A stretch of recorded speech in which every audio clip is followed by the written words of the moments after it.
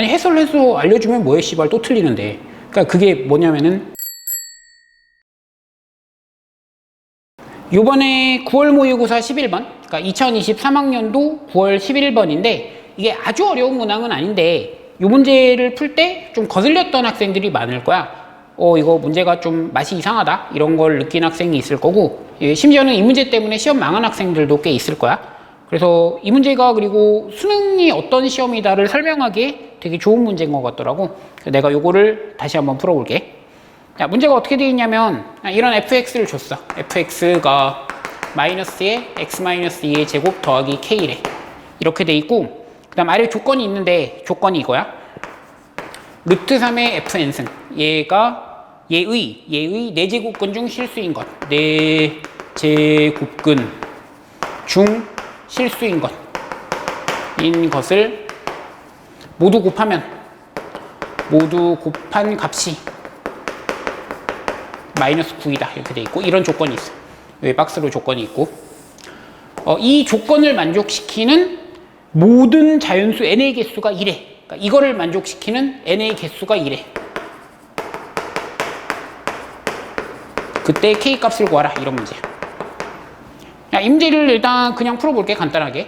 4제곱근 중 실수인 것인데 지금 이게 양수잖아. 이거 무조건 양수야. 루트 3 위에 올린 거니까. 그러니까 실수인 거는 2개 있어, 맞지? 뿔마로 있고, 걔네들을 모두 곱한 값이 마이너스 9라는 것은 이 4제곱근 중 실수인 것이 뭐냐면 3하고 마이너스 3이야. 뿔마로 존재하는데 걔네들이 곱이 마이너스 9가 돼야 되니까.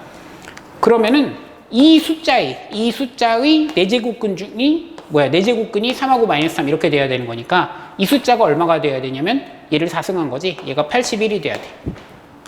얘가 81이 돼야 되고, 그럼 루트 3의 fn 얘가 81이 돼야 되니까 여기서 fn은 얼마냐면 얘는 8이야. 그러니까 박스 안을 해석하면은 그냥 fn이 8이 되는 거야. fn이 8이고, 그럼 fn이 8이 되는 그런 n의 개수가 2래. n의 개수가 2래. 그리고 여기부터가 이 문제의 좀 발칙한 부분인데, 얘가 지금 그 축이 2잖아. 얘가 축이 2야. 2가 축이거든. 근데 이게 8이 되는 자연수가 2개 있대. 그 n이 2개 있대. 근데 얘가 지금 2가 지금 축이니까 하나는 1이 될 수밖에 없고, 이거에 대해서 대칭인데, 그럼 작은 거 하나 큰 거 하나 있어야 되는데 자연수의 개수가 2라. 그럼 여기 1이 하나가 있어야 되는 거야. 1이 있고 3이 있어야 되니까, 그럼 이렇게 여기 1,8을 지나야 되는 거지. 그래서 이게 F1은 8, 얘를 풀어가지고 K를 구하는 이런 문제야. 근데 이 문제를 설명하면 이거를 문제를 분류를 하면 어디로 해야 될까? 이 문제를 내가 내년에 이제 교재에 넣을 거야. 그럼 교재에 넣으면 어디에 넣냐면 지수로그 단원에 거듭제곱근의 개수 여기 넣을 거거든. 이 4제곱근 중 실수인 것이 곱이 마이너스 9가 되려면 얘가 이거고, 그러려면 얘가 81이 돼야 된다. 이 부분이 이제 문제의 본체니까 이거를 거듭제곱근의 개수로 분류해서 넣을 거야. 근데 이 문제의 난이도가 이 거듭제곱근의 개수에 있다고 생각하지는 않거든. 그러니까 시험 때 이 문제 때문에 말렸던 학생들, 이 문제가 좀 풀 때 껄쩍지근했던 학생들은 이 부분이 문제가 되는 게 아니었을 거야. 근데 이 부분은 얘 때문이거든. 근데 이게 표현이 좀 괘씸해. 좀 괘씸한 게 뭐냐면, 이게 이 축이 2잖아. 축이 이어서 이 축이라고. 근데 얘가 8이 되는 게 자연수가 2개래. 근데 2개인데 하나는 이보다 작아야 되니까 걔가 1일 수밖에 없고, 대칭이니까 얘가 3일 수밖에 없다는 거거든. 그러니까 이게 지금 2개라는 말을 해놓고 2가 축이니까 그 중에 하나는 1이다 이런 식으로 이상하게 숨겨놓은 거야, 말하자면은. 근데 보통은 이게 자연수의 개수가 2개다 그러면 이게 위로 이렇게 2개 걸린다던가 이런 식이잖아. 그러니까 이거의 최대값이라던가 최소값이라던가 이런 거를 물어보지. 그러니까 예를 들어서 fn이 이렇게 3보다 작은 숫자면 될 수 있는 값이 1이거나 2거나 이렇게 있으니까 이게 2개라던가 이런 식으로 얘기하는데, 얘는 축을 여기를 걸어 놓으니까 자연수 되는 게 여기 하나다. 이게 벌써 이제 우리가 평소에 풀 때랑 뭔가 이 설정 같은 게 좀 다른 거거든. 그러니까 이 부분이 이제 좀 이제 약간 이게 빡치게 만들어. 이 부분이 뭔가 좀 기분 나쁘다고. 이것 때문에 난이도가 있는 거거든.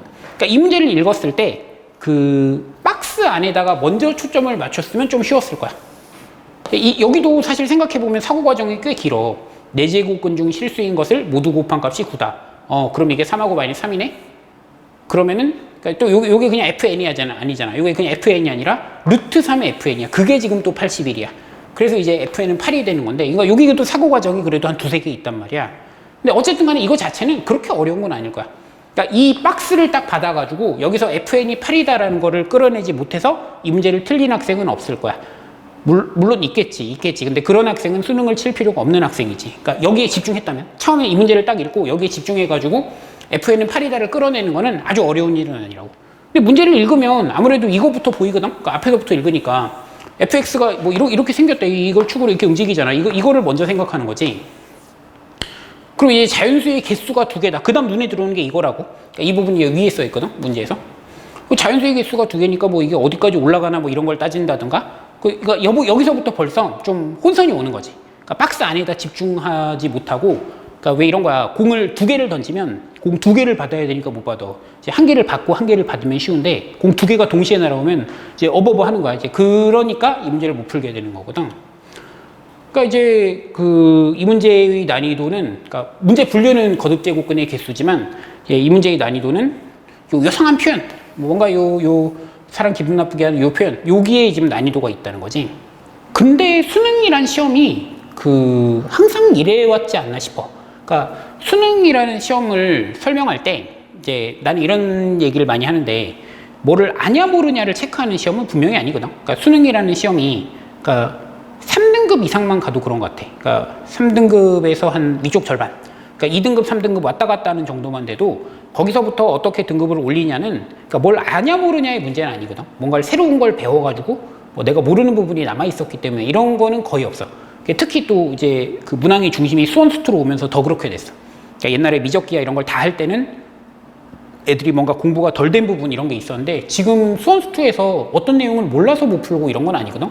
뭐 예를 들어서 15번 같은 거는 꽤 어렵잖아. 15번은 어려운 문제 보는데, 어떤 점화식에 대해서 어떤 내용을 모르기 때문에 그 문제를 못 푸는 건 아니거든. 맞지? 그러니까 수능이란 게 뭘 모르는 거를 이거 아는지 모르는지 이런 걸 물어보는 시험은 아니라고. 그래서 그때 선생님들이 많이 하는 얘기가 발상인데, 발상. 뭐 발상 방법 뭐 이런 거 얘기하는데, 나는 이거가 수능을 설명할 때 되게 안 좋은 단어라고 생각하거든. 발상을 통해서 수능이란 걸 설명할 수 없다고 생각해. 이게 혹시 교육학적인 뭐 되게 어려운 말이 있는지 모르겠는데, 나는 그냥 내 수학 공부하는 사람이지 교육학에 대해서 전혀 모르거든. 근데 발상이라는 단어에 어떤 깊은 뜻이 있는지 모르겠지만, 발상이라는 단어의 사전적 의미는 떠올리는 거잖아. 그러니까 이 풀이 방법을 어떻게 떠올릴까. 근데 수능이란 것은 발상에다가 무게중심이 있는 시험이 아니라고 생각하거든. 나는 해석이라고 부르는데, 그러니까 읽는 거거든. 이제 문제 상황을 읽어내는 거야. 그러니까 얘가 지금 하고 있는 게 무슨 소리인지 아냐는 거지. 내가 지금 뭐 문제를 말하자면 어렵게 써놨어요. 이게 뭔 소리인지 알겠니?가 되는 거거든. 그러니까 이 문제로 예를 들면은 1이라는 숫자를 뭐 1을 어렵게 쓰면은 최소의 자연수 이런 식으로 쓸 수 있으려나? 최소의 자연수 그럼 1이잖아. 근데 이 문제는 이제 그걸 더 병신같이 써놓은 거거든. 2보다 작은데 한 개는 있어야 돼. 근데 자연수가 두 개야. 그럼 그 두 개 중에 하나는 1이겠지? 이런 식으로 써놓은 거야. 그러니까 이제 이 문제에서 이제 뭔가 뭐 묘하게 이제 못 알아듣게 말을 하는 거지. 그러니까 못 알아듣게 말을 해놓고 뭔 소리 하는지 맞춰봐라. 일종의 해석이라고 나는 생각하거든. 뭐 발상이란 건 이제 풀이법을 떠올린다는 건데, 이런 단원들이 있지. 예를 들어가지고 미적분으로 치면 정적분의 연산 같은 거 있어. 정적분의 연산은 뭐 부분적분을 어떻게 할까, 뭐 식을 어떻게 변형할까 이런 거를 풀이 방법을 떠올려야 되거든. 이런 거는 이제 발상에 해당하는 영역인 것 같아. 뭐 예를 들어가지고 확통으로 치면 경우의 수는 이제 분류를 어떻게 해야 되나 이런 걸 자기가 해야 되잖아. 그 문제를 못 읽어서 못 푸는 건 아니라고. 근데 이런 문제 같은 경우는 이런 문제를 못 풀었다? 그 이유는 발상은 아니지. 뭘 못 떠올려서가 아니라고. 여기 써놓은 게 뭔 소리인지 몰라서 못 읽은 거지. 그러니까 수능의 고난도 문항은 대부분 이런 식이거든. 뭐 예를 들어서 15번 수열의 귀납적 경위가 나온다고 쳤을 때 이제 점화식 같은 게 나오면 거기서 어떤 풀이법을 생각해내는 게 아니거든. 그러니까 거기 문제에서 놓여져 있는 상황을 읽어낼 수 있냐 없냐인 거지. 22번도 당연하고 22번 같은 경우도 함수를 숨겨놓는 거지. 그 함수의 상황을 발견해야지. 너 이건 이 풀이를 해야겠는데 이렇게 떠올리는 문제는 아니라는 거지. 그래서 이제 이게 아니라 이거라는 거지. 그럼 공부를 어떻게 해야 될까? 수능 문제가 이렇게 나와. 이런 건데 뭘 공부해야지 이걸 풀 수 있지?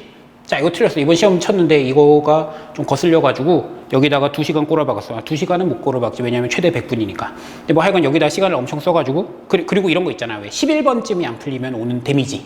정신적인 그게 되게 크거든. 오, 씨발, 나 이번 시험 망했어. 이렇게 생각하기 시작하면 그때부터 이제 시험이 더 안 되는 거야, 맞지? 그런 거 겪은 학생이 꽤 있을 거야. 이 얘기를 분명히 많이 할 거라고 생각하는데, 이 11번 문제. 그럼 이제 뭘 해야 될까? 지금부터 뭘 공부하면은 그럼 이런 거를 수능 때 우아하게 풀 수 있을까? 그런 방법은 없지. 그렇게 그 세상이 녹록하지 않아. 아주 쉬운 방법은 없고. 근데 그 지금 실무 많이 풀잖아. 실무 풀 때 자기가 혼자 푸는 게 중요해. 되게 당연한 얘기인데 뭐 이제 해설 보고 어떤 내용을 공부하려고 그걸 푸는 거 아니거든. 그러니까 그 문제에 담겨 있는 내용을 내가 알아서 알기 위해서 푸는 건 아니야. 물론 가끔 광고할 때 뭐 적중했다는 이런 광고를 해. 그러니까 문제 상황을 이제 뭐 비슷하게 맞출 수도 있겠지. 그러니까 내가 옛날에 만들었던 문제가 수능 때 비슷하게 나올 수도 있어. 근데 그런 거를 어차피 다 기억도 못해. 문제 얼마나 많이 푸냐. 실무 되게 많이 풀잖아. 그 오히려 똑같은 거 나오면 그냥 빡쳐. 왜냐면은 옛날에 본 적이 있는데 씨발 어떻게 풀더라 이런 식이 돼버리기 때문에 오히려 더 빡친다고. 그러니까 시험을 칠 때 뭐 답지라던가 아니면 해설 강의라던가 그러니까 이런 게 중요한 게 아닌 거지. 그러니까 시험 풀 때 100분 딱 받았어. 그럼 그 100분 동안 내가 이제 집중력을 얼마나 발휘할 수 있나. 그리고 문제가 나도 읽었을 때 한 번에 안 읽어져. 나도 이 문제 처음에 풀 때 되게 오래 걸렸어. 그렇게 오래 걸리진 않았지. 근데 하여간 이제 딱 읽자마자 풀리는 건 아니란 말이야. 그러면은 내가 읽었을 때 이제 이게 뭔 소리야 이런 생각이 들 때 집중력을 어떻게 발휘할 것인가 이런 걸 고민을 해야 되는 거지. 그래서 문제 풀 때 일단은 자기 스스로 고민을 많이 해야 된다. 이건 일단 당연한 거고. 뭐 그런다고 늘지는 모르겠지만 어쨌든 일단 그건 해야 되는 거지. 그러니까 해설 강의라던가 해설지라던가 이런 걸 펴놓고 하는 애들이 있거든. 그러니까 이제 거기 그 문제에 담겨 있는 내용을 배우겠다는 건데, 근데 그렇게 한다고 해서 이제 이런 문제 뭐 수능 때 그 문제를 딱 맞출 수 있는 건 아니니까. 그러니까 그게 별로 의미가 없지. 모의고사 같은 거 풀 때 되게 그 집중력 발휘하는 거 이런 걸 좀 잘해주고. 그러니까 문제 검토도 그런 차원에서 하는 거야. 그러니까 나도 수능만 할 때 수능 수업 지금 하면은 모의고사를 풀거든. 모의고사 풀고 내가 해설을 해주는데 사실 그거 해설을 해줄 필요가 있나 이런 생각이 들어. 그러니까 왜냐면 아니 해설해서 알려주면 뭐해 씨발 또 틀리는데. 그러니까 그게 뭐냐면은 해설을 그렇게 들어서 아는 게 별로 그 학생한테 가치가 없다고 내가 느끼는 거야. 자기가 오히려 혼자 보면서 내가 이거 시험 때는 왜 못 봤지? 뭐 이런 거를 이제 체크해 보는 거. 그런 게 오히려 더 의미가 있지 않냐 이런 생각이 드는 거거든. 그러니까 이제 뭐 결국은 혼자 하라는 거지. 그런 사고력 훈련, 그러니까 사고하는 훈련, 읽어내는 훈련, 해석이라고 하면 해석하는 훈련을 혼자 해내라는 거야.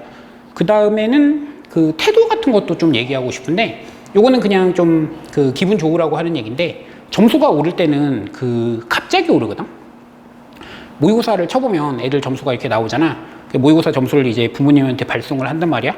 할 때 이제 되게 그 죄송한 경우가 있어. 이제 40점, 50점, 40점, 50점 이러면 이걸 보내야 되나 말아야 되나 막 이런 게 막 고민에 빠지거든. 근데 어떨 때 보면은 그 40, 50, 40, 50 하던 애가 갑자기 70, 80, 70, 80 이런 애가 있어. 물론 뭐 흔한 경우는 아니지만 점수가 오를 때 40, 50, 60, 70, 80 이렇게 오는 게 아니라 40, 50 왔다 갔다 하던 애가 갑자기 이렇게 70, 80 이럴 수도 있다니까. 그게 뭐냐면은 나는 내 생각에는 그게 그 시험에 임할 때의 자세인 것 같아. 그러니까 뭐냐면 시험 칠 때 내가 내 인생 원래 망했지 이렇게 생각하면서 내 인생은 원래 망했고 나는 이 시험을 잘 칠 수 있는 사람이 아니야 이렇게 생각하면서 치는 거랑 나 이번에 쳐가지고 나 제대로 칠 거야. 나 이번에 제대로 쳐가지고 열심히 할 거야 이렇게 생각하는 거랑 완전히 다를 거라는 거거든. 물론 뭐 열심히 할 거야 라고 생각했는데 5번 넘어가면서부터 씨발 이번에 아닌가 보다 뭐 이렇게 생각하는 게 문제긴 하지. 근데 어쨌든 간에 집중력을 발휘해서 치는 거랑 그렇지 않은 거랑 완전 다르다는 거. 그러니까 수능 날 보면은 그게 이제 와야 되는 거예요. 수능 날. 근데 수능 날 그게 오려고 하면 어떻게 해야 될까? 평소에 거지같이 살던 애가 수능 날 그게 올까? 평소에 이제 뭐 내 인생은 원래 망했는데 뭐 우리 엄마가 날 이렇게 만들었지 뭐 난 잘못이 없어 이렇게 생각하는 애가 수능을 잘 칠 수 있겠냐는 거야. 근데 그러니까 남은 시간 잘 보내라는 게 그냥 뭐 남은 시간 동안 공부 열심히 해가지고 이것도 알고 이것도 알아라가 아니라 그런 이제 좀 자신감 있고 씨발 자신감을 가질 만한 게 있어야 자신감을 가는데 어쨌든 간에 그런 태도 같은 거를 좀 잘 가져달라 뭐 이런 거를 얘기하고 싶어.